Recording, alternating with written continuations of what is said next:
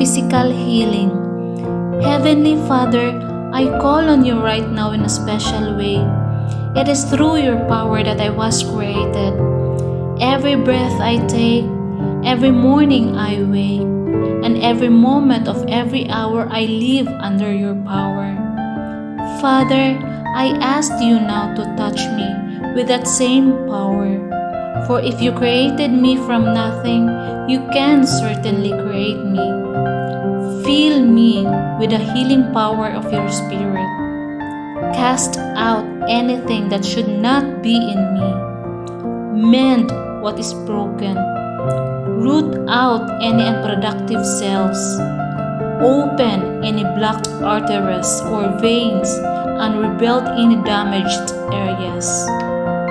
Remove all inflammation and cleanse any infection. Let the warmth of your healing love pass through my body to make new any unhealthy areas so that my body will function the way you created it to function. And Father, restore me to full health in mind and body so that I may serve you the rest of my life.